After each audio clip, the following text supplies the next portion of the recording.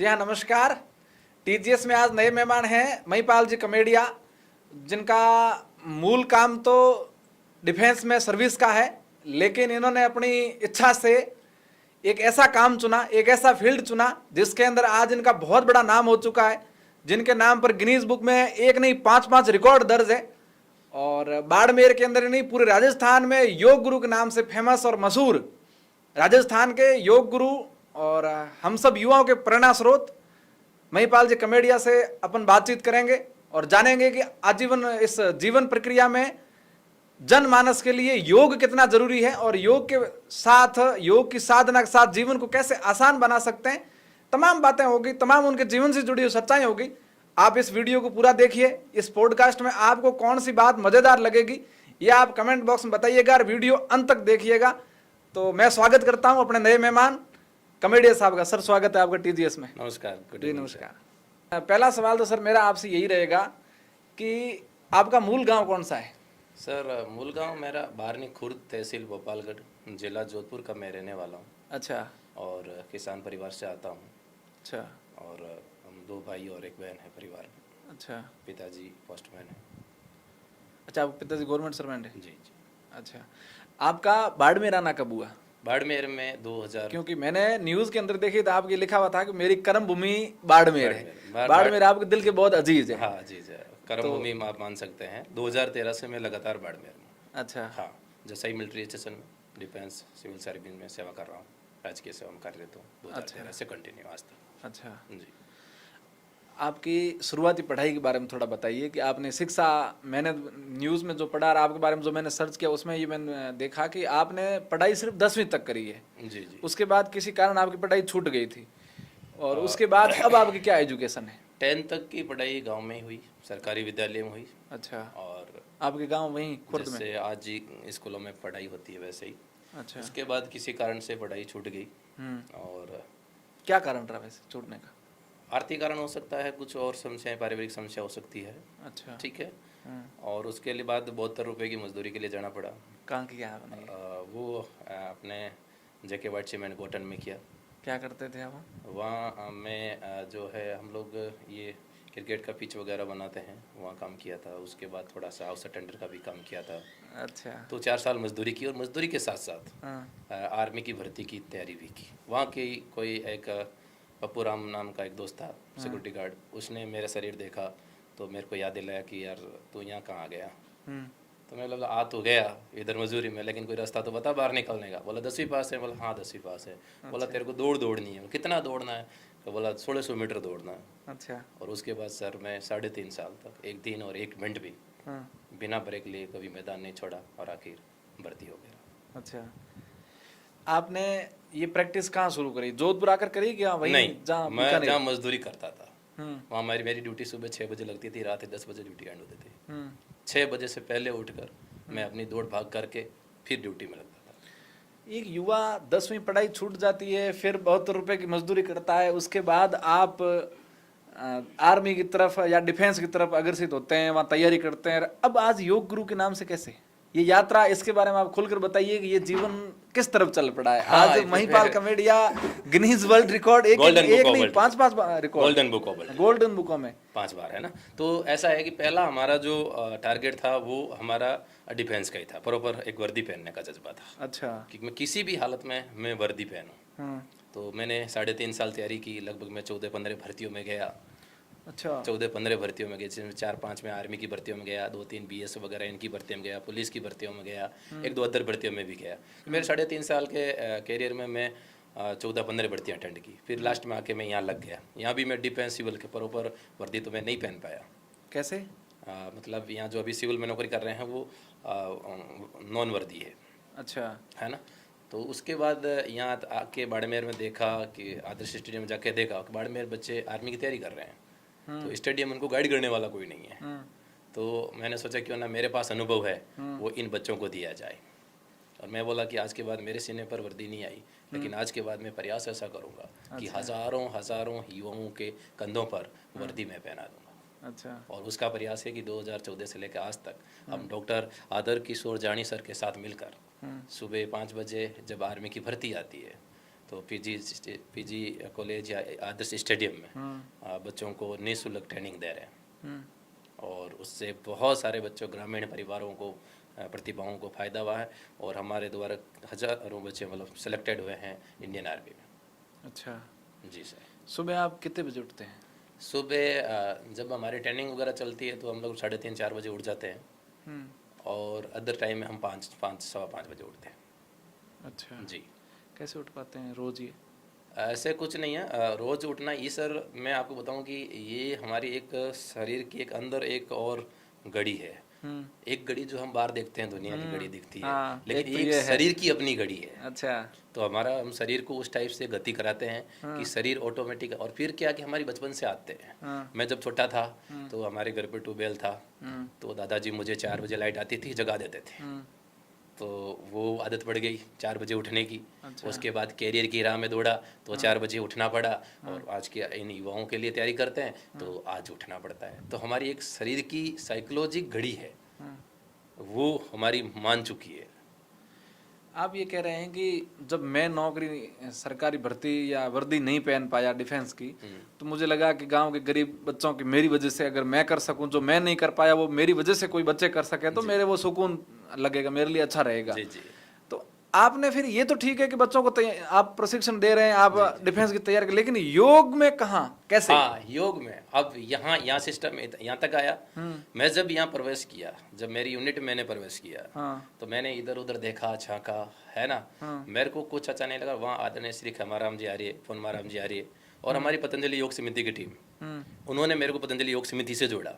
अच्छा। और आदरणीय खेमाराम जी ने मुझे योग के पथ पर चलने के लिए प्रेरणा दी और मुझे कुछ अच्छा नहीं लगा, मेरे को योग ही अच्छा लगा। अच्छा।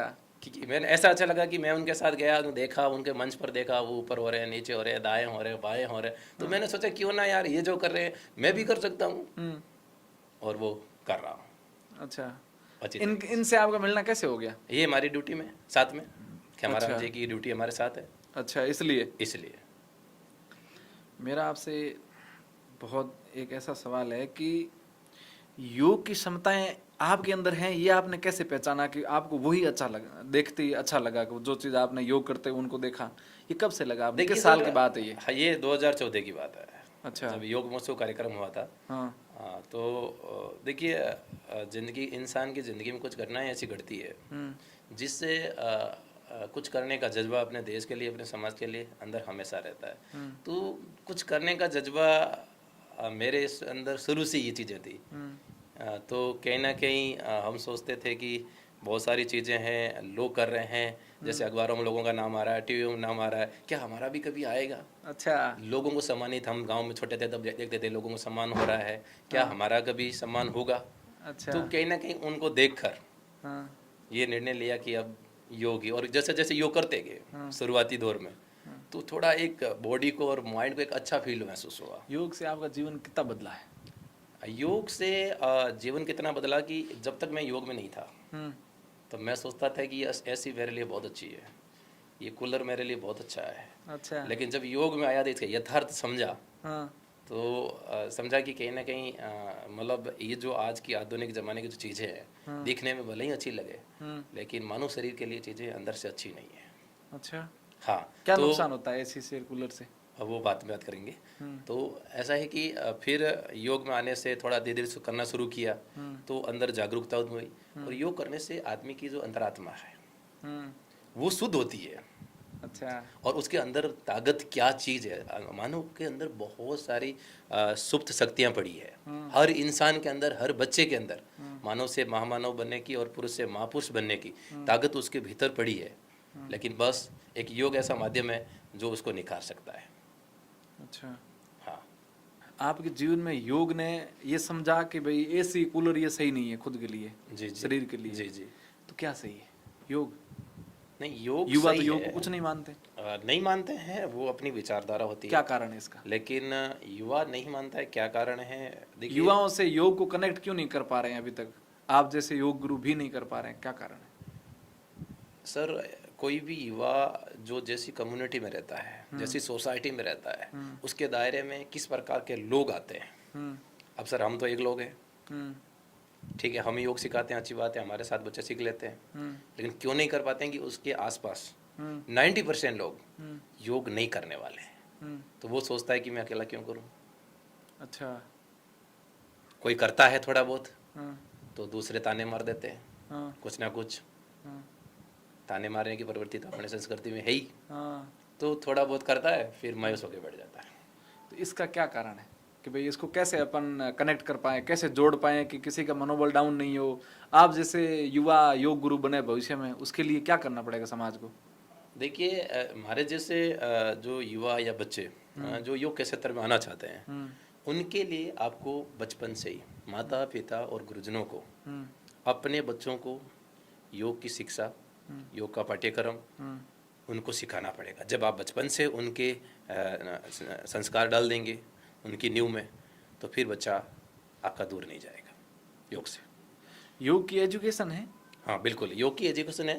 थोड़ा विस्तार से बताओ योग के बारे में। अगर कोई कैरियर बनाना चाहे तो हाँ, कैसे बनेगा? योग में एजुकेशन है। देखिए, अपने यहाँ आज जो प्रेजेंट टाइम स्कूलें चल रही हैं इनमें तो नहीं है, लेकिन भारत सरकार धीरे धीरे नई शिक्षा नीति में इसको अनिवार्य कर रही है, धीरे धीरे एक पाठ्यक्रम का रूप भी दे रही है।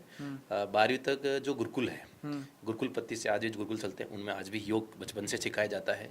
ठीक है, और योग में 12वीं के बाद बीए कर सकता है, बीएससी कर सकता है, एमए कर सकता है, एमएससी कर सकता है। ठीक है, योग में वो भी हो रहा है। और योग में आप जहाँ तक कैरियर की बात करते हैं, तो योग में योगा टीचर है, योगा मतलब योगा मास्टर है, योगा थेरेपिस्ट है, योगा प्रोफेसर है, योगा जज है, योगा रेफरी है, योगा कोच है ना। इस तरह की पूरी बॉडी है। हाँ, इतनी बॉडी है, इतने सारे मतलब जॉब्स है योग के क्षेत्र में कि यदि बच्चा उनके कोर्स करे और भविष्य में इनकी मतलब बहुत अच्छी अभी भी डिमांड है और आगे भी डिमांड इसकी जारी रहेगा। इतने सारे कोर्स हैं, करके वो अपनी लाइफ को अच्छी तरीके से जी सकता है। योगा टीचर की भर्ती निकालती सरकार? सर, भर्ती तो आ रही है, लेकिन संविदा पर आ रही है। लेकिन बड़े बड़े जो विश्वविद्यालय वगैरह है उनमें परमानेंट के तौर पर भी निकाल। और अच्छा इसका योगा टीचर में वेतन का पैकेज भी इसका अच्छा है। अच्छा। कम से कम एक योगा टीचर यदि आज लगता है एक शर्त में तो 30,000 से उसका ऊपर वेतन है प्राइवेट सेक्टर में। अच्छा। हाँ जी। मोदी सरकार आने के बाद योग को कितनी ऑक्सीजन मिली है? नहीं, मोदी जी ने आने के बाद अपनी जो भारतीय संस्कृति, योग जो हमारी परंपरा है, हमारी ऋषि मुनियों की जो विरासत है, और उसको एक कदम योगी जी ने आगे बढ़ाया। मतलब 27 सितंबर 2014 को यूएनओ में प्रस्ताव रखा था मोदी जी ने, और 11 सितंबर 2014 को विश्व के 177 देशों ने इस फैसले पर मोहर लगा दी कि हम 21 जून को योगा डे मनाएंगे। 21 जून को क्यों मना रहे हैं योगा डे? 21 जून अब पूरे वर्ल्ड ने मतलब उसको सहमति दी, और 21 जून एक सबसे बड़ा दिन होता है। अच्छा। हाँ, सबसे बड़ा दिन होता है 21 जून। अच्छा। तो एक घंटा एक्स्ट्रा ही मिल जाता है लोगों को योग करने के लिए, बाकी लोग अपने कर्म में लगे रहते हैं। अच्छा, है ना। अच्छा। मोदी जी के आने के बाद योग दिवस मनाने लगे हैं सब। जी जी जी। उससे पहले की सरकारों ने कभी योग के बारे में सोचा नहीं। भारत वैसे ऋषि मुनियों का देश रहा है, लेकिन बीच में कहाँ गायब हो गई ये चीजें सारी? योग, ये जो आयुर्वेदिक, ये सारी चीजें कैसे गायब हो गई? क्या गायब कारण नहीं है हुई इसके सर, पीछे? गायब नहीं हुई। चीज़ें हमारी थी लेकिन सुप्त अवस्था में थी। मोदी जी आने के बाद योग आयुर्वेद थोड़ा वापिस जागृत हुआ है। अच्छा। गायब नहीं हुआ था, ऋषि मुनियों के पास था। जो ये जो बड़े बड़े राजनेता थे, चाहे देश की प्रधानमंत्री इंदिरा गांधी रही हो, चाहे कोई भी रहा हो, उनका योगा गुरु हमेशा रहा है उनके साथ। मैंने एक फोटो देखा, रिसर्च कर रहा था तो उस पे सोशल मीडिया पे जी कि आपको बाबा रामदेव जी सम्मानित कर रहे हैं, जी जी जी योग गुरु। जी जी तो रामदेव का कितना हाथ है योगा को घर घर कनेक्ट कराने का? जी जी और उनसे आप मिले हैं, उनका व्यक्तित्व बिल्कुल, कैसा है? बिल्कुल, बिल्कुल। और आपको किस विषय में वो सम्मानित कर रहे हैं? जी, ये जी। तीनों ही सवालों का जवाब आप मुझे जी बताएं। जी। हमारा जब सिर्फ हम योग समिति से जुड़े तो परम पूज्य स्वामी रामदेव जी महाराज का हमारा सबसे पहला इंट्रोडक्शन हुआ था 2016 में। अच्छा। हम एक कार्यकर्ता के रूप में पतंजलि योगपीठ में गए थे, और वहाँ योग सुबह बाबा जी सिखाते हैं योग। सुबह 4:45 बजे बाबा जी हमेशा मंच पर आ जाते हैं और 2 घंटे योग की हमेशा वहाँ क्लास लेते हैं, और उनसे ही योग करते गए, सीखते गए और आगे बढ़ते गए। और मैं हमेशा आगे बढ़ता था योग सीखने के लिए। अच्छा। और स्वामी जी हमारी दिन में भी योग क्लास लेते थे। दिन में हमारी जो वैचारिक जो मतलब होती है क्लास, वो 2-3 घंटे हमारी क्लास लेते थे। तो एक बड़ा आदमी बड़े हिसाब से अपनी संस्कृति के लिए, अपने देश के लिए, अपने समाज के लिए कैसे क्या काम करना है, क्या सोचना है, वो सारी खुद क्लास लेते थे। अच्छा। हाँ। योग आपको सम्मानित किस विषय में कर रहे थे? सम्मानित तो मतलब जो योग के क्षेत्र में बढ़िया काम करते हैं, तो सम्मानित तो इनका कर्म चलता रहता है। अच्छा जब जब हमारी ट्रेनिंग होती है तो अच्छे अच्छे जो कार्यकर्ता होते हैं, अच्छा, उस वर्ग में आप सबसे अच्छे हाँ, उस वर्ग कार्यकर्ता थे में इसलिए टॉप टॉप टॉप टॉप 10 में अपना नाम आता है तो सम्मानित करते रहते हैं। अच्छा, जी। योग कितने प्रकार के होते हैं? योग के बहुत प्रकार है सर। मुख्य रूप से तो योग जो है, मैं श्री पतंजलि ने इसको 8 भागों में बांटा है। 8 भागों में? हाँ, हाँ। सूत्र के रूप में तो यम, नियम, आसन, प्राणायाम, प्रत्याहार, ध्यान, धारणा और समाधि, ये इसका मेन 8 भागों में इसको बांट रखा है। यानी आसन और प्राणायाम से पहले आदमी के यम नियम काम करते हैं। कुछ इंसान के नियम होते हैं, जैसे हम अभी बैठे हैं तो ये ब्रॉडकास्ट के नियम हैं, लाइट का नियम होता है, डायरेक्ट नहीं आती है। तो योग आसन में जाने के भी कुछ नियम होते हैं। अच्छा। उस नियम से यदि आदमी जाए तो उसका शारीरिक, मानसिक और बौद्धिक लेवल पर उस चीज़ का असर पड़ता है। अच्छा। डायरेक्ट जाके यदि कोई करता है तो फिर उसका असर नहीं पड़ता है। आजकल युवा योग ना करके जिम जाना पसंद कर रहे हैं, तो जिम सही है या योग सही है? अगर जिम सही नहीं है तो कैसे? देखिए, पहले तो मैं कहूँगा कि अपनी अपनी पसंद होती है, ठीक है। दूसरा, मैं हमेशा अपनी संस्कृति का मतलब वाक रहा हूँ, तो मैं तो ये कहूँगा कि योग ही बेहतरीन है। क्योंकि योग से आपकी बॉडी को एकदम खिंचाव नहीं आता है, आप अपनी सुविधा के अनुसार मोड़ पाते हैं। लेकिन जिम में आप नहीं चाहते हुए भी आपको हाथ हिलाना पड़ेगा, आपको पैरों पर दौड़ना पड़ेगा, है ना। तो जिम कहीं ना कहीं पाश्चात्य संस्कृति है और योग हमारी संस्कृति है, हमारी परंपरा है, हमारी ऋषि मुनियों की विरासत है। तो आज के युवाओं को एक तो हमारी संस्कृति है, हमारी विरासत है, इसलिए योग को हाथ में लेना चाहिए, करना चाहिए और उसका प्रचार प्रसार भी करना चाहिए, क्योंकि ये हमारी संस्कृति रही है। और ये जिम पाश्चात्य संस्कृति है जो बॉडी को जबरदस्ती, मतलब बॉडी के साथ जबरदस्ती करती है। अच्छा। इसलिए हम लोग जिम को अवॉइड करके हम योग को अपनाते हैं। संस्कृति है, ये बात तो एक है जी। लेकिन बॉडी के लिए जिम और योग में फर्क क्या है? योग और जिम में, योग नेचुरल है। हाँ। योग नेचुरल है और जिम है वो जबरदस्ती है। अच्छा। शरीर के साथ। अच्छा। अब जो सहज रूप से आप योग में सूक्ष्म व्यायाम कर सकते हैं, सूर्य नमस्कार सहज रूप से होता है, अंगों की क्रियाएं जो सहज रूप से होती है, वो जिम में कतई नहीं होती है। अच्छा। जिम में मशीनों के साथ। जिम जाने से बॉडी को क्या नुकसान है? जिम में जाने से बॉडी को नुकसान तो क्या होता है, लेकिन कुछ दिन बॉडी बनती है, लेकिन फिर अपन नहीं कर पाते हैं, फिर बॉडी टूट जाती है। अच्छा। और योग एक नेचुरल प्रक्रिया है, आप धीरे धीरे घर पर आराम से आप धीरे धीरे कर सकते हैं और कभी भी कर सकते हैं। जिम के लिए आपको जिम में जाना ही पड़ेगा, वहीं आप जिम कर सकते हो, लेकिन योग को आप अपने घर पर 3x6 की दरी बिछाकर आराम से कर सकते हो। 6x3 की दरी पे? अच्छा। कोरोना काल में आपकी योग को लेकर क्या भूमिका रही बाड़मेर के अंदर? कोरोना काल में हम लोग ज़्यादा तो नहीं कर पाए क्योंकि इधर उधर जाना मना था। तो हम श्रीमान आदरणीय खेमाराम जी आर्य थे, उनके साथ मिलकर हमने एक गायों के लिए भी मुहिम चलाई थी। गायों को कोई चारा नहीं दे रहा था, वो चारा एकत्रित करने के लिए लोगों को प्रेरित किया था। और दूसरा हमारे पास माध्यम था कि हम जल्दी उठ के योग के जो ऑनलाइन वीडियो वगैरह डालते थे, पीछे हमारे परम पूज्य स्वामी रामदेव जी महाराज के हमारे पास वीडियो आते थे, उन वीडियो को भी लोगों के फेसबुक पेज तक, इंस्टाग्राम अकाउंट तक, व्हाट्सएप ग्रुप तक हम उनको पहुंचाते थे। और कोई यदि परामर्श लेता था तो उसको हम ऑनलाइन या वीडियो कॉलिंग के माध्यम से उनको योग का कि भाई ये हो गया तो इसका ये इलाज है। और उसमें उस टाइम आयुर्वेदिक काढ़ा भी चला था, तो उसके बारे में भी लोगों को बताया कोरोना काल में। तो ज़्यादातर फ़ोन से ही ये चीज़ें चली थी। अच्छा जी। इस काम के लिए बाड़मेर प्रशासन आपको सम्मानित किया? हाँ, इस काम के लिए 15 अगस्त 2021 को बाड़मेर जिला कलेक्टर और उस टाइम कैबिनेट मंत्री थे हरीश जी चौधरी साहब ने सम्मानित किया था 15 अगस्त 2021 को। अच्छा जी। आपका मैं देख रहा था तो चलित त्रिकोण आसन, जी जी, उसमें आपके बहुत सारे रिकॉर्ड है। जी जी। ये आसन आपका सबसे प्रिय है या इसमें आपकी गोल्डन। हाँ, golden book of world record में ये क्या है कि सर 2018 में हम लोग गए थे कोटा में, चौथा विश्व योग दिवस हुआ था। अच्छा। तो कोटा में परम पूज्य स्वामी रामदेव जी महाराज और उस टाइम मुख्यमंत्री थी वसुंधरा राजे, वो भी आए थे और योग का एक टूर्नामेंट हुआ था बड़ा। और वहाँ देश के प्रदेश के बड़े बड़े मतलब जितने भी योग कॉम्पिटिशन योग करने वाले बच्चे थे वो भी आए हुए थे। तो हम योग तो कर ही रहे थे और तब उन्होंने बोला कि भाई ये योग का टूर्नामेंट इधर हो रहा है, योग का कंपटीशन हो रहा है, तो आप भी भाग ले लो। तो फिर हमने बोला कि आप कौन सा कर सकते हो, आप कौन सा कर सकते हो, है ना। तो सब ने अपने अपने हिसाब से आसनों को चुना। तो हमने त्रिकोण आसन को चुना, है ना, जो कि हमसे आसानी से होता था और ज़्यादा होता था। तो पहली बार में हमने मतलब 6 मिनट और 5 सेकंड में 500 बार किया। फिर उसी को तोड़ते हुए दूसरी बार मतलब 938 बार किया।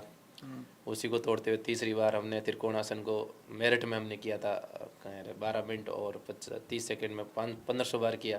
फिर चौथा हमने एक और अयोध्या में एक टूर्नामेंट हुआ था योग का, वो हमने 1 घंटा और 11 मिनट मरकट आसन, एक ही आसन जो कमर के लिए बहुत उपयोगी आसन होता है। अच्छा। कमर को जिसकी कमर दर्द होती है ना उसके लिए मरकट आसन 1 घंटा और 11 मिनट एक ही पोजीशन में मतलब सो जाना या बैठ जाना। कैसे कर लेते हो, कितनी प्रैक्टिस है इसके पीछे? और उसके 5 मैं बताता हूँ, उसके पीछे 5वां अभी हमने 19 मई को मेरठ में कार्यक्रम हुआ था। मेरठ बहुत क्रांतिकारी धरती है। तो वहाँ 51 मिनट मैंने सुप्त वज्रासन किया था। ये कैसे किया? तो ये इनके पीछे क्या होता है कि हम लोग क्या कुछ थोड़ा बहुत पहले सोचते हैं, सोचने के बाद क्या करते हैं, इसको ग्राउंड में उतारने का प्रयास करते हैं। और इसके पीछे एक दिन में नहीं होता सर, हम लोग 1.5 महीने 2 महीने जिस आसन में हमें रिकॉर्ड बनाना होता है उसकी हम महीना 1.5 महीना 2 महीना जिस हिसाब से जितनी समय के लिए हमें जाना होता है उतना समय पहले हमें उसमें लगना पड़ता है। मुझे 51 मिनट का बना तो मुझे 51 मिनट पहले कई दिनों में इसके 1.5 महीने से प्रैक्टिस कर रहा था। जब 1.5 महीने में प्रैक्टिस किया तब मैं निष्कर्ष पहुंच पाया कि हाँ मैं अब 51 मिनट सुप्त वज्रासन कर सकता हूँ एक ही लगातार। अच्छा। तो इसके पीछे 1.5 महीने की 2 महीने की प्रैक्टिस लगती है, घंटों घंटों लगते हैं। अच्छा जी। फिर बाद में दर्द नहीं होता? दर्द 2-3-4 मिनट तो रहता है सर, बस 2-4 मिनट ही रहता है? हाँ फिर बॉडी धीरे धीरे सामान्य होने लग जाती है वापस। अच्छा। ऐसा उसमें जब आपके 1 घंटा आप कितने मिनट करे? 11 मिनट 11 मिनट तक टूट नहीं रहता बॉडी की? अब तो गिर जाए तो थोड़ा ठीक बहुत है, अब रहता है गिर जाए लेकिन तो थोड़ी ठीक है। योग से अंदर उनकी ताकत आती है ना, आंतरिक शक्ति मजबूत रहती है ना इंसान की। आपने एक बयान दिया, कहाँ भाषण दे रहे थे आप, मैं वीडियो देख रहा था, आपने कहा कि योग से आत्मा को परमात्मा से जोड़ सकते हैं। हाँ कैसे? अब देखिए, योग से आत्मा को परमात्मा से जोड़ सकते हैं ये तो अब किसने देखा, लेकिन योग से ये है कि योग करने से इंसान के अंदर जितनी भी सुप्त शक्तियाँ जागृत पड़ी है उनका उदय हो जाता है। कैसे? उनका उदय होता है, इंसान को अपनी खुद की ताकत का पता चलता है और इंसान चलता चलता ही पुरुष से महापुरुष की तरफ बढ़ता है, मानव से महामानव की तरफ बढ़ता है। उसकी वैचारिक शक्ति वो बढ़ने लगती है। जो आज के लोगों में विचारों की दरिद्रता है वो नहीं रहती है। देश के लिए, समाज के हित के लिए सोचने लगता है। आप ये सब करते हैं? जी, जी। आप सरकारी कर्मचारी भी हैं। जी जी जी 10 घंटे तक आप 8 घंटे ड्यूटी, 2 घंटे आना जाने का समय, जी, 10 जी, घंटे समय तो आप इसमें लगाते हैं। बिल्कुल बिल्कुल। उसके बाद भी आप रोज योग करते हैं, समय कैसे एडजस्ट करते हैं? आप लंबी लंबी दूरी में स्कूलों में जाते हैं, वहाँ बच्चों को आप ट्रेंड करते हैं, योग के लिए प्रेरित करते हैं, ये कैसे कर पाते हैं? समय को आप कैसे मैनेज करते हैं? सबसे पहले सर ये देखिएगा कि सबसे बड़ा सवाल है कि हमारा एक शब्द है सर, हम भोजन उतना ही करना है जितनी भूख लगती है, सोते उतना ही है जितनी नींद जरूरी है। कैसे पूरी करते हैं? खाते उतना ही नींद कितनी जरूरी है? एक सामान्य आदमी एक सामान्य इंसान के लिए सर 6 से 7 घंटे नींद जरूरी है। आप कैसे ले लेते हो 6 से 7 घंटे? समय बचता ही नहीं है। 6 से 7 घंटे सर हम 10 से 11 बजे सोते हैं और 4 से 5 बजे के बीच उठ जाते हैं। अच्छा। 6 घंटा हम रात को नींद ले लेते हैं और दोपहर के बाद ड्यूटी पर खाने के बाद 1 घंटा हम वहाँ रेस्ट कर लेते हैं। और एक अनुमानित आदमी चलने वाला जो ज़्यादा हार्ड वर्क नहीं करता है उसके लिए 6 से 7 घंटे पर्याप्त नींद है। और इंसान के सोचना चाहिए कि वो नींद के लिए जी रहा है या जीने के लिए नींद ले रहा है। अच्छा। दूसरा है कि भोजन के लिए जी रहा है या जीने के लिए भोजन कर रहा है। ये बहुत महत्वपूर्ण सवाल है। सही बात है। तो उन चीज़ों को रखते हैं तो मेरे 6 घंटे मेरी नींद जैसे ही पूरे होते हैं तो मैं उठ खड़ा होता हूँ। लोग उठ पाते नहीं है, लोग 7 घंटे नहीं लेते हैं, लोग 8 घंटे भी नहीं लेते हैं। हमारी नींद अब 6 घंटे में हमने बॉडी सिस्टम बना रखा है कि 6 घंटे नींद लेते ही हमारी बॉडी स्टार्ट हो जाती है। तो 6 घंटे दिन लेते हैं, बाकी काम जो बचता है 16 घंटे हो गए। अब 16 घंटे में अभी भी हमारे पास 8 घंटे पड़े, तो 8 घंटे में करो देश से समाज सेवा। फिर आप कितनी दूर तक जाते हैं? दूरी सर और हमारे वहाँ लिए, कैसा आपके पास कैसा आउटपुट आ रहा है जहाँ आप जा रहे हैं बच्चों को? आप हाँ, वहाँ आज तक कितनी output, सरकारी स्कूलों में वहाँ, आपने हाँ, प्रशिक्षण दिया है? आज तक सरकारी और गैर सरकारी स्कूल में लगभग 125 से ज़्यादा स्कूलों में, 50 से ज़्यादा छात्रावास में, अलग अलग समाजों के छात्रावास में, और करीबन 10 से ज़्यादा कॉलेजों में। लगभग हमने आप ये मान के चलिए कम से कम 30-40 हज़ार विद्यार्थियों तक हम लोग पहुँचे, और आगे जो हमारा टारगेट है कि योग आयुर्वेद को लाखों विद्यार्थियों तक पहुँचाने का हमारा टारगेट है, योग और आयुर्वेद को। क्या वहाँ से आउटपुट निकल के आ रहा है? वहाँ रुझान कैसे आ रहा से रुझान बहुत अच्छा आता है। जहाँ भी योग के लिए जाते हैं तो टीचर्स का रहता है कि सर आपके पास जब भी समय हो आप हमारे विद्यालय में ज़रूर पधारिएगा। और बच्चे भी, कुछ बच्चे भी हमसे जुड़ते हैं जो योग करने लगता है, और बच्चों टीचरों का रेस्पॉन्स आता है कि बच्चों ने आज घर पर योग करके हमारे पास वीडियो भेजे सूर्य नमस्कार के। सारे तो नहीं जुड़ पाते, लेकिन कुछ 1% बच्चे जरूर, 10, 15, 20% बच्चे सूर्य नमस्कार से, जो भी हम सब वहाँ जाके सिखाते हैं योग की जो भी क्रिया, जो खड़े होकर आसन किए जाते हैं, बैठ कर आसन किए जाते हैं, लेट कर आसन किए जाते हैं, सूक्ष्म व्यायाम, दंड बैठक, बहुत काफ़ी प्रक्रिया है, सियासन, हास्यासन, बहुत बच्चों को बहुत अच्छा लगता है। योग में कभी आप योगा सेशन कराना, हम आप इसमें लेना, हंसाते हैं। बिल्कुल बिल्कुल, ये हमारा सौभाग्य है। अगली बार हम भी आएंगे आपकी क्लास में। निद्रासन है ना, 15-20 मिनट में 2 घंटे की नींद कैसे लेते, ऐसे बहुत सारे होते हैं योग में, ठीक है। तो वो बच्चों को हम सिखाते हैं, और उनका इम्पैक्ट बहुत पड़ता है, और कुछ बच्चे करते भी हैं और उसका रिजल्ट बहुत बेहतरीन आता है। अच्छा। और 90% स्कूलों का और 90% बच्चों का वापस स्कूल में आने का आग्रह रहता है, लेकिन सर अफसोस है मैं एक स्कूल में दोबारा जा नहीं पाता हूँ। अच्छा, नहीं जा पाते हैं दोबारा? समय कम रहता है सर, गवर्नमेंट ड्यूटी है। हाँ, आजकल समाज के अंदर युवाओं में नशे की लत बहुत ज़्यादा बढ़ रही है। क्या योग के माध्यम से बच्चों को नशे से दूर किया जा सकता है? बिल्कुल, क्यों नहीं किया जा सकता। देखो बच्चा नशे से ज़्यादा सोशल मीडिया का नशा हो गया, जिसके कारण हमारे परिवार में बहन बेटियों की जो दूरी है, रिश्तों की दूरी है, वो टूट रही है। मैं तो योग के माध्यम से बच्चा खुद ही अनुशासन में जाता है। शुरुआत में योग में जो आदमी आएगा वो अनुशासन में जाएगा। तो योग में आप बच्चों को, युवाओं को सूर्य नमस्कार की आदत डालकर बचपन से ही, तो बिल्कुल आप उन बच्चों को नसों की हानियाँ बताकर, नशे के कानून बताकर, बचपन से यदि हम बच्चों के माइंड में ये चीज़ डाल दें कि ऐसा करने से ऐसा होता है, तो काफ़ी हद तक हम इसमें बदलाव ला सकते हैं और नशे से हम बच्चों को दूर रख सकते हैं। बच्चों को मोबाइल से कैसे दूर रखा जा सकता है? बच्चों को मोबाइल से, देखिए बच्चों को मोबाइल से दूर रखने का एक सबसे बड़ा उपाय ये है कि बच्चा खुद नहीं रह पाएगा। तो बच्चा मोबाइल से दूर नहीं रहे, उससे पहले तो हमें पेरेंट्स और टीचरों को तय करना होगा कि हम अपने मोबाइल का समय बांधें। अच्छा। हम यदि लिमिट में उपयोग करेंगे तो बच्चा भी उपयोग करेगा। दूसरा ये कि बच्चे को पढ़ाई का, खेल का, अनुशासन का और संस्कार का, उसको एक टास्क दीजिए बच्चे को, और टास्क देने के बाद बच्चे को ये बोलिए कि बच्चा आप इस सब्जेक्ट में बेटा इतने नंबर लाइए, तब आपके लिए ये सुविधा अवेलेबल रहेगी, और इतने नंबर आप नहीं लाएंगे तो आपको मोबाइल नहीं मिलेगा। तो बच्चा क्या करेगा? पढ़ने की कोशिश करेगा। तो पढ़ने का कोशिश करेगा तो वो ऑटोमेटिक, संस्कार नहीं है, संस्कार लाने का प्रयास करेगा, अनुशासन लाने का प्रयास करेगा। जब बच्चे का ध्यान उन चीज़ों में जाएगा पॉजिटिव की तरफ, तो मोबाइल सोते ही बच्चे से, और फिर आप भी प्रयास करोगे कि हम भी मोबाइल यूज़ नहीं करें बच्चों के सामने, तो बच्चा धीरे धीरे स्वाभाविक रूप से, जब लंबे समय से ये प्रक्रिया चलेगी, पहले 21 दिन, फिर 40 दिन, फिर 90 दिन भी एंड कंटिन्यू करेगा, तो उसकी आदत धीरे धीरे कम पड़ती जाएगी। अच्छा, ये तो बहुत बढ़िया है। सबको तो इससे सीख लेनी चाहिए कि मोबाइल, सब लोग कहते हैं कि बच्चों को मोबाइल मत दो, लेकिन बड़े लोग मोबाइल का उपयोग अनलिमिटेड कर रहे हैं। उनकी खुद की कोई लिमिट नहीं है कि भाई कितना करना, कैसे करना, क्यों करना है, क्यों जरूरी है। जो चीज हम बच्चों में देखना चाहते हैं। आजकल गांव में ये चल पड़ा है सर कि महिलाएं छोटे बच्चों को चुप कराने के लिए, अपने से दूर करने के लिए, कोई काम करने के लिए फोन चालू करके दे देती है। इसका क्या साइड इफेक्ट है आगे चल के? आगे चलकर देखो, सबसे पहला इम्पैक्ट होगा आंखों पर। वो बच्चा फोर्स की नौकरी नहीं कर पाएगा। ये तो ध्यान रखिए सब लोग जिनके बेटों हाँ। को नौकरी लगवानी है तो मोबाइल से दूर रखो, नहीं तो 6x6 का और जो सर मामला है वो टेढ़ा हो जाएगा। हाँ, हम बात कर रहे हैं किसान के बेटे की, हम ज़्यादातर किसान बेटा और किसान कम्युनिटी आते हैं, और हमारे 70% बच्चे फोर्स को ज्वाइन करते हैं। और फोर्स में सर मेडिकल का फिट होना बहुत अनिवार्य है। यदि आपके बच्चों को कामयाब बनाना है फोर्स के क्षेत्र में और किसी भी क्षेत्र में कामयाब बनाना है, तो मोबाइल से तो दूर आपको करना ही पड़ेगा बच्चे को। इसके अलावा बहुत सारी चीज़ें हैं, आप बच्चों को बढ़िया बढ़िया किताबें लाइए, साहित्य की किताबें पढ़ी है, घर में रखिए ना आप।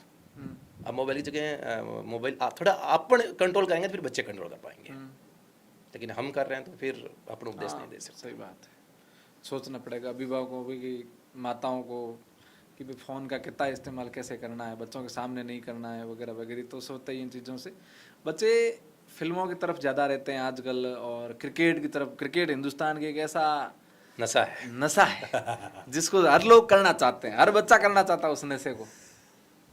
देखिए, नशे की एक प्रवृत्ति होती है अच्छे की तरफ, हाँ। जैसे मुझे देश के लिए कुछ करना है, समाज के लिए कुछ करना है, एक नशा वो होता है। दूसरा है कि नशा जो है वो आदमी को शारीरिक रूप से और मानसिक रूप से कमज़ोर तो करता ही है, प्लस उसके सोचने और समझने की शक्ति को भी कम करता है।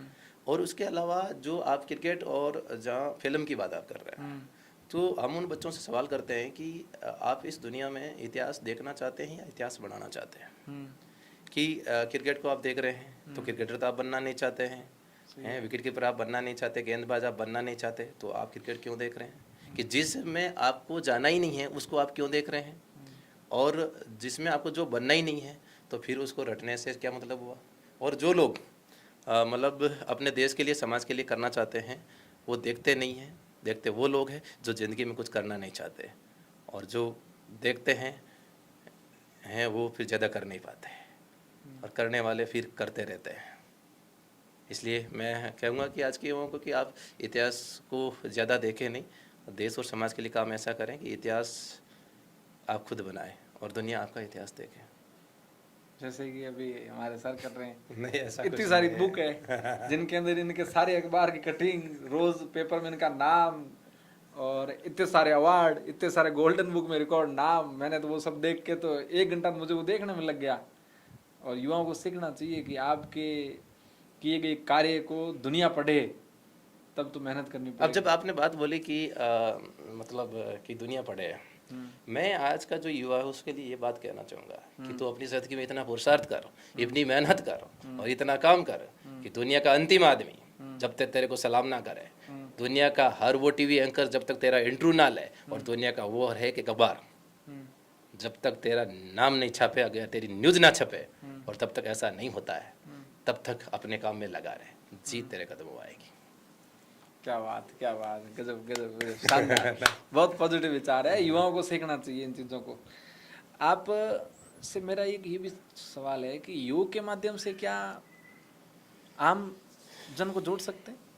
क्यों नहीं जोड़ सकते? बच्चों के अभिभावकों को योग से आम जन को सर जोड़ नहीं सकते, जुड़ना पड़ेगा। उनके लिए आपका क्या संदेश सर, है? योग ऐसे योगा टीचर होते हुए, योग गुरु होते हुए आप उनके लिए क्या संदेश देना चाहोगे? जितने भी आमजन हैं उनको मैं ये कहूँगा कि आप दिन में आपके पास 23 घंटा होता है, आप जीते किसके लिए? बच्चों के लिए, परिवार के लिए।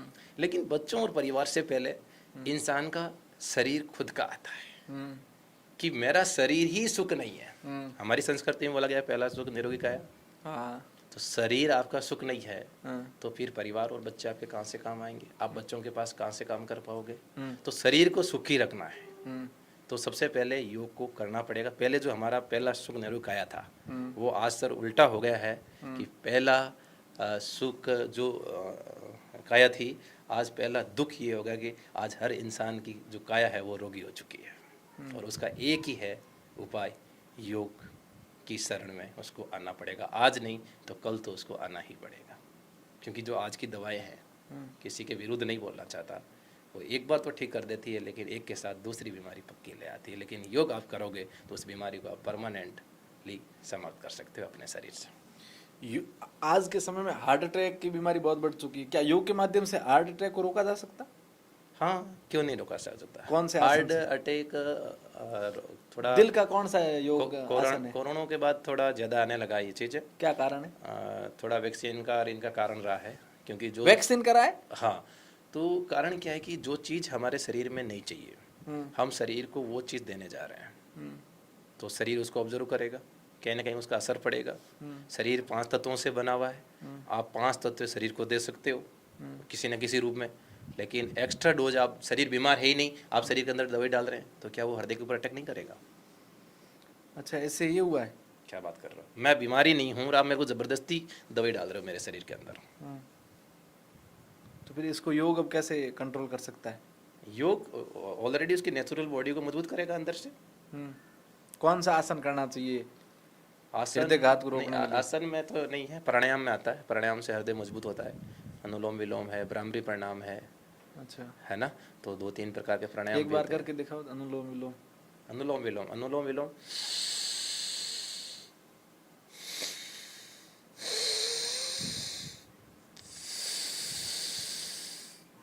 बाएं नाक से सांस लेना, दाएं से छोड़ना, दाएं से लेना और बाएं से छोड़ना। आपकी बॉडी में जितनी भी नसें और नाड़ियां हैं उनके अंदर खून के प्रवाह को, ऑक्सीजन के प्रवाह को अच्छा पूरी तरह से बढ़ाता है। अच्छा। एक है भ्रामरी प्रणाम, जो बच्चों के लिए बहुत है, जिनको मानसिक तनाव होता है, चिड़चिड़ापन रहता है, बात बात पर गुस्सा हो जाता है, उनके लिए भ्रामरी प्रणाम होता है। कैसे? तो भ्रामरी प्रणाम में क्या करना पड़ता है कि अंगूठे से वो अपना कान बंद कर लें, बाहरी दुनिया से कट हो जाए, पूरा बंद कर लें, बिल्कुल नहीं सुनाई दे। एक अंगुली उनको ललाट पर रखनी होती है, 2 आंखें बंद करनी होती है, एक अंगुली उसको ललाट के पास रखनी पड़ती है ना। तो बाहर से आप कान बंद कर लीजिए, फिर आंखें बंद कर लीजिए, है ना, इस तरह से आकृति बना लीजिए। फिर क्या करना है, अंदर ही अंदर भौरे की तरह आवाज या ओम का उच्चारण, जैसे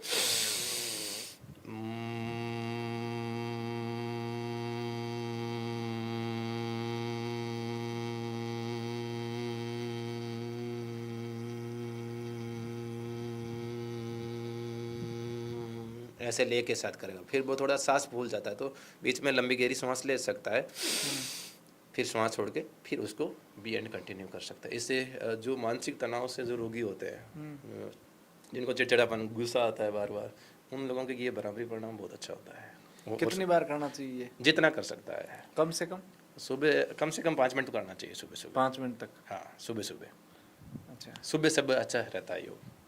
अपने समाज के अंदर आजकल महिलाओं की सुरक्षा एक बहुत बड़ा विषय बन गया है, और छोटे छोटे बच्चियों से रेप हो जाते हैं, बलात्कार हो जाते हैं।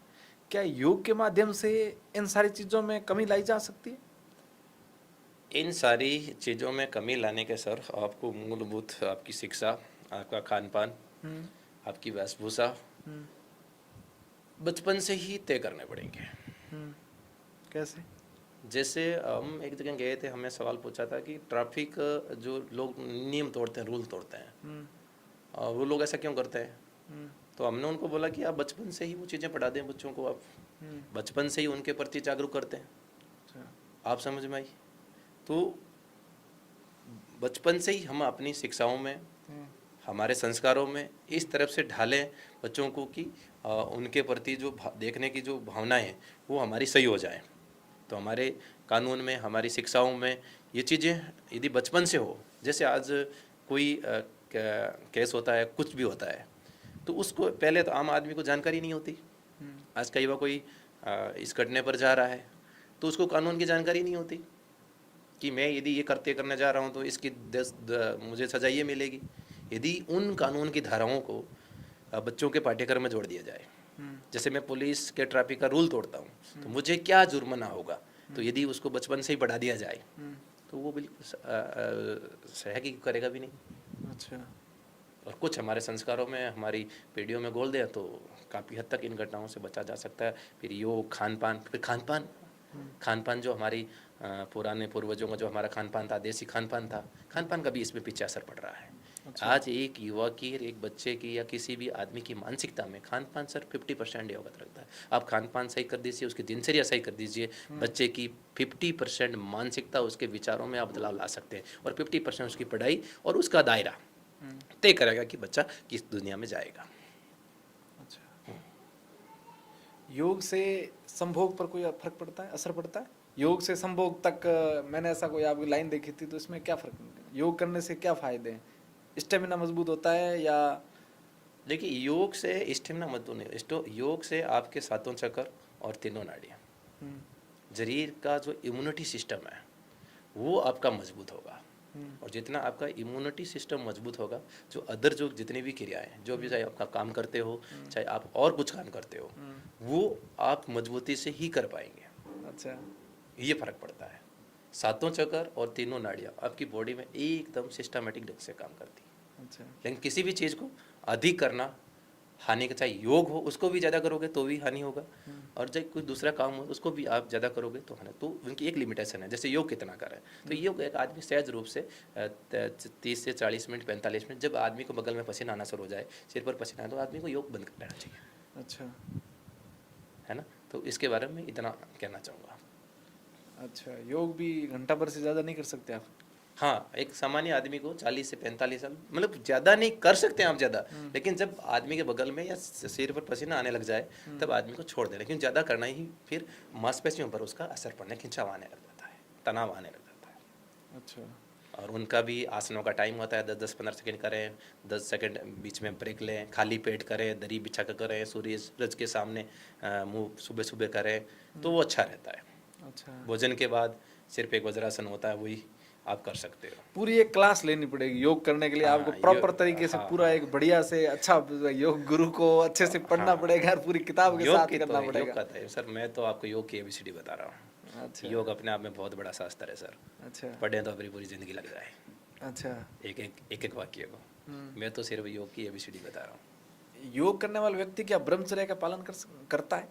मैंने ऐसा काफी, बहुत जगह पढ़ा है कि योगी या योग करने वाले लोग इन चीज़ों में नहीं रहते हैं। जैसे कि आजकल लोगों में हस्तमैथुन की क्रियाएं बढ़ चुकी है युवाओं में, या फिर बहुत सारी एक्टिविटी उम्र से पहले बच्चे बड़े हो रहे हैं आजकल। लेकिन योग जो करते हैं वो के मानसिक रूप से और शारीरिक रूप से बहुत कंट्रोल और बहुत स्थिर रहते हैं। ऐसा कुछ नहीं है। काफ़ी हद तक देखिए, योग में आने के बाद आदमी चीज़ को लिमिटेशन में डाल देता है। न अधिक करता है न कम करता है, और न जो अधिक करता है न कम करता है। हाँ, लिमिटेशन में जो कोई भी इंसान रहता है, चाहे नींद लिमिट मिला, चाहे भोजन करे, चाहे कोई भी काम करे, हाँ। वो सबके लिए हितकारी होता है। नहीं, मैं तो आपके एक योग गुरु के स्टेटमेंट देख रहा था, उन्होंने कहा हम तो 3-3 महीने तक नहीं करते हैं। हाँ, वो अपना ब्रह्मचर्य का पालन करना पड़ेगा 3-3 करते महीने तक अगर योग नहीं, करना ऐसा कोई है। ज़रूरी नहीं है। जरूरी नहीं है? ऐसा कोई ज़रूरी नहीं है, लेकिन लिमिट होनी चाहिए कोई भी चीज़ की, मैं तो कहता हूँ। अच्छा, तो लिमिटेड से रहेगा वो एकदम सही रहेगा। आपके जीवन में ऐसा कोई वाक्य जिसने आपको झकझोर के रख दिया हो, तोड़ दिया हो अंदर से? हाँ, एक 2015 में मैं 6 महीने बीमार पड़ा था। अच्छा, 6 महीने में बीमार पड़ा रहा, मानसिक रूप से बेड पर पड़ा रहा, किसी कारण वजह से, किसी प्रॉब्लम के कारण मैं 6 क्या महीने प्रॉब्लम है? मानसिक रूप से, मतलब सिर दर्द वगैरह है ना। तो शुरुआत में स्वास्थ्य का ध्यान नहीं था, फिर वो नींद नहीं आने की वजह से बिगड़ता गया। तो 6 महीने में पड़ा रहा। 6 महीने मैंने मतलब नींद की गोलियां वगैरह ली, नींद आना बंद हो गई थी। नींद बंद आती है तो पता है आपको, पूरा शरीर का इम्यून सिस्टम गड़बड़ हो जाता है। तो 6 महीने बीमार रहा, और 6 महीने में लगभग जो आसपास की मेरी सोसाइटी थी, मेरी कम्युनिटी थी, उन लोगों ने ये सोच लिया कि महिपाल इस दुनिया से जा चुका है। अच्छा, तो 6 महीने आप भी बीमार पड़ जाओ, पढ़ के देख लो। भगवान न करे ऐसा ना ठीक हो है। किसी तो के साथ भी। मतलब 6 महीने आदमी पढ़ता है तो आदमी की एक मानसिकता बदलाव आता है। हाँ, जब मैं 6 महीने पढ़ा रहा और 6 महीने के बाद हमने थोड़ा सा इधर उधर देखा, तो लोगों को लगा कि, हमने सोचा कि लोग तो ये सोच रहे हैं कि ये तो मर चुका है। लेकिन मैं बोला नहीं, अभी महिपाल, ये तो बीमारी थी चली गई, अब तो हम ठीक हो गए, लेकिन अब कुछ करना है। और ठीक कैसे हो गए उस फिर बाद में? बीमारी के बाद योग और प्राणायाम किया थोड़ा बहुत, उसके बाद 6 महीने बाद थोड़ा प्राणायाम किया, फिर सूर्य नमस्कार किया, धीरे धीरे हमने दवाएं छोड़ी, है ना। तो उसके बाद योग और प्राणायाम करने से, और फिर हमने सोचा कि दुनिया ये सोच चुकी है कि महिपाल जा चुका है इस दुनिया से, लेकिन हमने वहाँ से टर्न ओवर लिया, वहाँ से हमने बाउंस बैक किया।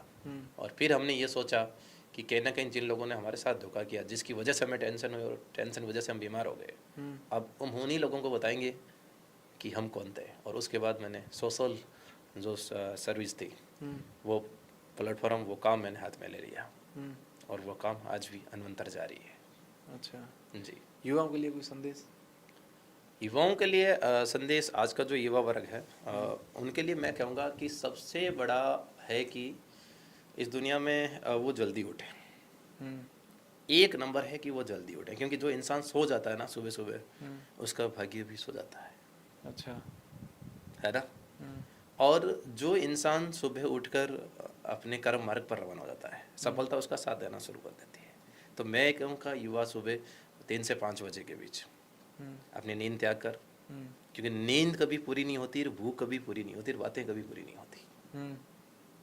तो अपनी जो युवा 3 से 5 बजे नींद और आलस्य को त्यागेगा और अपने कर्म मार्ग पर चल पड़ेगा, और फिर अपने गुरुजनों और अपने माता पिता का और अपने सोसाइटी में लोगों का मार्गदर्शन लेके यदि आगे बढ़ेगा और बिना नशा करता और योग करता हुआ, सूर्य नमस्कार करता हुआ यदि आगे बढ़ेगा, तो मैं निश्चित तौर पर कहता हूँ कि और फिर वो अपने समाज में ये सोचे कि जैसे आज कोई बच्चा टीचर्स की तैयारी कर रहा है, आज बच्चा कोई फौज की तैयारी कर रहा है, जैसे एक बच्चा सोचता है कि सर आज मैं टीचर बन जाऊँ, तो उसकी जगह वो बच्चा सोचे कि मैं नहीं, हम टीचर बनेंगे, और हम टीचर बनकर या हम टीचर बनकर देश और समाज के बच्चों को मैं पढ़ाऊँगा।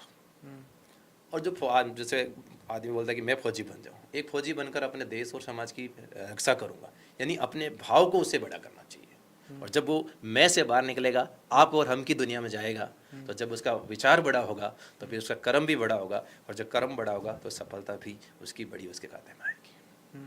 तो आज का युवा अपनी संकल्प शक्ति को मजबूत करता हुआ, अपनी समर्पण शक्ति को मजबूत करता, अपनी इच्छा शक्ति को मजबूत करता, और कुछ ना कुछ उसके परिवार में, उसके मन में, अपने दिल में, अपने देश के लिए, अपने समाज के लिए कुछ करने की यदि आग उसके अंदर है, तो वो बच्चा हमेशा जल्दी उठेगा और आगे बढ़ेगा। आपको अब तक कौन कौन से सम्मान से नवाजा जा चुका है?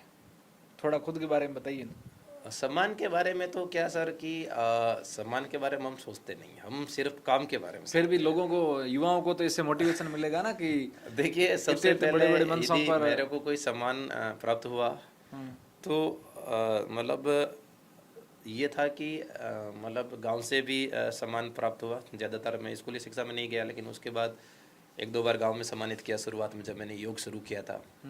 उसके बाद 21 जून 2018 कोटा में बाबा रामदेव जी और वसुंधरा ने सम्मानित, वसुंधरा जी मुख्यमंत्री थी उस टाइम, उन्होंने सम्मानित किया था। उसके बाद अपने अंतर्राष्ट्रीय जाट संसद कार्यक्रम हुआ था नई दिल्ली विज्ञान भवन में, वहाँ जाट गौरव अवार्ड मिला था। उसके बाद अगस्त 2020 में गोपालगढ़ SDM सुखराम जी पिंडल साहब थे, उन्होंने वहाँ सामाजिक कुरीतियों वगैरह करने के लिए वहाँ भी सम्मानित किया था। फिर 15 अगस्त 2021 को बाड़मेर जिला कलेक्टर ने सम्मानित किया। और उसके बाद सम्मान का सिलसिला जैसे जैसे काम करते रहते, छोटे मोटे मंचों पर सम्मान मिलता रहता है। उसके अलावा अभी अयोध्या में गया था, अयोध्या में भी मान सम्मान हुआ था, वहाँ भी हमारा योग का कोई कार्यक्रम हुआ था, वहाँ भी हमें बुलाया गया था। और अब तो एक शैली बन गई कि जहाँ भी हमारा जो भी लगाते हैं अर्जी, वहाँ हमारी स्वीकार हो जाती है और चलता रहता है। अच्छा, जो मैं ये कह रहा हूँ कि युवाओं को आप कर्मठ बनने की, आप अखंड प्रचंड अपनी ज़िंदगी में पुरुषार्थ करने की, दृढ़ इच्छा शक्ति करने की, अपने आप को समर्पण करने की, अपने खुद पर विश्वास करते हुए काम करने की, उस शक्ति को थोड़ा बड़ा कीजिए योग के माध्यम से।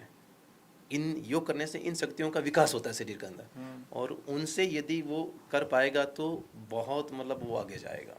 अच्छा जी, तो हम ज़्यादा सम्मान की तरफ नहीं देखते हैं सर, हमें देश और समाज के लिए काम मिलता है, उस काम को हम पूर्ण समर्पण के भाव के साथ, पूर्ण संकल्प शक्ति के साथ हम उस काम को तन मन धन से उस काम को पूरा करते हैं। और एक मैं मतलब जो हमारे जो युवा है और उनको 4-5 बहुत सारे युवा मेरे से बात करते हैं कि बोलते महिपाल जी आप काम कैसे करते हो, आपके काम करने का तरीका क्या है, कि आपका हर रोज़ हर हफ्ते में 1-2 बार न्यूज़ आता जाता है, ठीक है, आपका मान सम्मान हो रहा है, ठीक है, आपको लोग याद करते हैं, आपसे लोग थोड़े ऐसे मतलब आकर्षित भी होते हैं, कारण क्या है? तो मैं सबसे पहला बताऊँ कि बेटा, जो सबसे पहले मैं किसान का बेटा हूँ, मैं किसान की तरह काम करता हूँ। कोई भी काम मेरे लिए छोटा बड़ा नहीं होता है। किसान के लिए न संडे होता है न मंडे होता है, न कोई तारीख होती, न रात होता, न दिन होता है। तो जब भी मेरे को कोई देश और समाज का काम मिलता है, मैं उस काम को उस तरह से हैंडल करता हूँ, उस तरह से मैं सोचता हूँ। मैं कभी अपने काम में 1 दिन का और 1 मिनट का भी ब्रेक नहीं लेता हूँ। मेरे साथ जो आर्मी की ट्रेनिंग करते हैं उन सब लोगों को पता है कि महिपाल जी कैसे काम करते हैं। तो एक किसान का बेटा हूँ तो किसान की तरह काम करता हूँ। दूसरा, मैं युवा हूँ, युवाओं की तरह सोचता हूँ। युवा वो होता है, युवा वो जो युग उल्टा होता है वायु, तो एक ऐसा युवा जो घंटों काम मिनटों में कर दे, मिनटों काम सेकंडों में कर दे, और सेकंडों काम पल भर में कर दे, वो युवा होता है। युवा वो होता है जो जिसके शब्द कोश में असंभव शब्द होता ही नहीं है। युवा वो होता है जो अपने देश के लिए, समाज के लिए अलग और अनूठा करके अपने देश का नाम, अपने समाज का नाम रोशन करना चाहता है, वो युवा होता है। तो दूसरा, मैं किसान का बेटा भी हूँ, दूसरा मैं युवा भी हूँ, मैं उस तरीके से। तीसरा, हम लोग फौज में हैं, तो फौज की 3 बातें हैं: समय का पाबंद, अनुशासन और सीनियर के आदेश का पालन। तो आज का जो युवा तैयारी कर रहा है, सबसे पहले अपनी ज़िंदगी में समय का पाबंद बने। दूसरा, वो डिसिप्लिन अपने भीतर लाए, हर चीज़ का उठने का, बैठने का, पढ़ने का, खाने का, पीने का, मोबाइल चलाने का टाइम फिक्स करें, अनुशासन में सेल खुद को पहले डाले। तीसरा, वो समय का पाबंद बने और अपने सीनियर, अपने गुरुजनों की, अपने माता पिता को कहना माने, उनकी आज्ञाओं का 100% पालन करें। तो तीसरा, हम फौज में हैं तो फौज की तरह हम काम करते हैं। चौथा, भगवान ने हमें योग से जोड़ा, परम पूज्य स्वामी राम जी जो विश्व को योग सिखाया है ना, लाखों करोड़ों लोगों को योग सिखाया और ठीक भी किया। तो योग की तरह योगी आदमी त्याग करता है, तो हम नींद कम लेते हैं, सुख सुविधाओं में कम रहते हैं, देश और समाज के लिए थोड़ा काम करते हैं। तो आदमी यदि दूसरों के लिए त्याग करता है तो ऑलरेडी उसकी ज़िंदगी में ये चीज़ें आती है। तो जो योगी आदमी होता है वो त्याग करता है, तो हम हमारे ऐश्वर्य को त्याग करते हैं और बच्चों को तैयार करने के लिए हम 4 बजे भी उठ जाते हैं। और 5वां, हम सब ऋषि मुनियों की संतानें हैं, उनका खून हमारे ऋषि मुनि चरक, पतंजलि, बहुत सारे हमारे स्वामी विवेकानंद, ऐसे बहुत बड़े हमारे चंद्रशेखर आज़ाद, भगत सिंह, राजगुरु, ऐसे बहुत सारे हमारे महापुरुष हुए, तेजाजी महाराज, महाराजा सूरजमल, महाराणा प्रताप, बहुत सारे महापुरुष हुए, कर्माबाई। तो उन महापुरुषों की हम संतान हैं, उनका खून हमारी रगों में दौड़ता है। तो हमारे महापुरुष कमज़ोर नहीं थे तो हम कमज़ोर कैसे हो गए। और छठा, इंसान को बोलना आना चाहिए। किसी ने कहा कि आप अपनी ज़िंदगी में बोलना सीखिए, नहीं तो ज़िंदगी भर सुनने के लिए तैयार रहिए। तो ये 5-6 हमारे सेंटेंस है जिनके मुद्दे पर हम चलते हैं और हमें 100% सफलता मिलती है। और मैं युवाओं को बोलूँगी, तुम भी यदि इस मुद्दे पर चले, इन शब्दों पर चले, तो मैं दावे के साथ कहता हूँ कि 101% सफलता तुम्हारे पीछे भागेगी। तुम्हें सफलता के पास जाने की जरूरत। आपके खान पान में क्या रहता है? खान पान में क्या रहता है? एक योग गुरु को या एक योग करने वाले व्यक्ति को आपके क्या नियम है खाने के? योग ही नहीं सामान्य सर, व्यक्ति से आपके व्यक्ति से खाने में फर्क क्या है? आप कह रहे हो कि सबसे खान पहले पान का सर, बहुत बड़ा कारण है खान पान टाइम टू टाइम। जैसे खाने का सुबह 7 से 9 बजे टाइम होता है और सुबह का समय होता है भरपेट खाने का। अच्छा, लेकिन आज का इंसान नाश्ता कर रहा है, जो कि पश्चिमी सभ्यता है। अच्छा, आप सुबह फुल खाते हैं? फुल भरपेट। और खाना भी चाहिए, आप भी ध्यान रखें, आप भी जहाँ पे, और जो मेरी बात सुन रहे हैं, मैं उनको बोलना चाहता हूँ कि आप सुबह नाश्ता नहीं करें, आप भरपेट भोजन करें। अच्छा। उसके बाद दूसरा, दोपहर खाना होता है 1 से 3 बजे। दोपहर का दोपहर में ही खाना चाहिए और वो सुबह का आधा खाना चाहिए। अच्छा, सुबह खाओ, उसके आधा दोपहर खाओ। और तीसरा होता है शाम का खाना, जो होता है वो 7। तो दुनिया उल्टी चल रही है गुरु, तो उल्टा सब हो रहा उल्टा है। ही चल रहा है। तो सुबह का उल्टा- नाश्ता दोपहर का फुल दबा के खाओ, रात्रि को 10 बजे के बाद दबा के तो खाओ। उल्टा हो रहा है। सब उल्टा उल्टा हो रहा है। जो उल्टा काफी रहते, हाँ, ये जैसा भी बढ़िया खाए, है। जैसा खाए अन्न वैसा होए मन, जैसा अच्छा। पिए पानी वैसी होए वाणी, जैसी करे संगत वैसी होए पंगत। अच्छा, हमारे पूर्वजों ने बोला है। सही बोला ये तो, सही तो बोला है। वो देखो, भले ही वो पढ़े लिखे नहीं थे, लेकिन सर वो 101% वैज्ञानिक थे। अच्छा, हम उनको तो नकार फिर आप दोपहर को सुबह से आधा खाते हैं? मतलब उसका 70% हाँ, फिर शाम को शाम को थोड़ा सा उसका कम। कितने बजे? लगभग मैं 7-8 बजे के बीच खा लेता हूँ। अच्छा, और यदि खाना पड़ता है तो फिर रात को कम ही खाता हूँ। और आजकल युवा मांस खा रहे हैं, उनको क्या, आपका क्या संदेश है? धमकाओ थोड़ा। मांस खाने वाले युवाओं को मैं ये कहना चाहता हूँ कि मांस, हमारा जो पेट है ना, हाँ, जो देह है, हाँ, इस देह को देवालय बनाना चाहिए, हाँ। कचरा पात्र नहीं बनाना चाहिए। अच्छा, ये शाकाहारी भोजन के लिए बनी है, हाँ, ठीक है। हमारी मनुष्य की आंतें शाकाहारी भोजन के लिए होती है, अच्छा। मांस खाने के लिए कतई नहीं होती है। और हम इंसान हैं, हमारे अंदर विवेक होना चाहिए कि आज का जो युवा है, जो भी इंसान है, जो मांस भी खा रहा है, गटकुड़ा, जर्दा, मतलब जो आया पेट में, अरे भाई, भगवान ने तेरे को दे दी है जिंदगी रूपी ये गाड़ी है तेरी, तेरे साथ चलेगी। तो देह को देवालय बनाओ, इसको कचरा पत्थर मत बनाओ। अच्छा, तो शाकाहारी भोजन करना चाहिए, इन चीज़ों से दूर। और किसी जीव की हत्या करके, हाँ, उसके बच्चे को मारकर, किसी माँ के बच्चे को मारकर, क्या फिर आप अपनी ज़िंदगी में खुश रह सकते हो बेटे? और मैं नहीं मानता कि आप खुश रह सकते हैं। क्या आप अपने बच्चे को मारकर खुश रह सकते हैं? क्या नहीं रह सकते हैं ना। तो वो जिसका बच्चा आप खा रहे हैं वो तो किसी माँ का होगा ना, तो उसकी आत्मा कितनी तड़पती होगी, और वही आत्मा फिर आपके हृदय में तड़पेगी। फिर आप अपनी ज़िंदगी में कभी सुखी नहीं रह सकते सर। अच्छा, तो बहुत सारी बातें हुई, योग पर भी बात हुई, सामाजिक मुद्दों पर भी बात हुई और सर के जीवन पर भी बात हुई। इस वीडियो में हमें तो बहुत मज़ा आया बात करके और बहुत कुछ सीखने को मिला है। और आपसे भी मेरा यही आग्रह है कि कमेंट बॉक्स में बताइए कि आपको किस मुद्दे ने टच किया है, कौन सा मुद्दा आपके साथ चल रहा है, जिसमें आपके जीवन में जो चल रहा है, जो दिनचर्या घट रही है, वो चीज़ कौन सी थी। तो आपसे मेरा ये आग्रह है कि इस वीडियो को पूरा देख करके कमेंट जरूर करिएगा और शेयर करके दोस्तों को भेजिएगा, जो लेट उठते हैं ना उनको जरूर भेजिएगा। धन्यवाद और सर का भी बहुत शुक्रिया। बहुत बहुत धन्यवाद। आज द गोकुल शो में हमें बुलाया। मैं आपको एक बात कहूँगा कि सुनना मतलब बोलना बहुत बड़ी कला होती है, लेकिन सुनना उससे भी बड़ी कला होता है।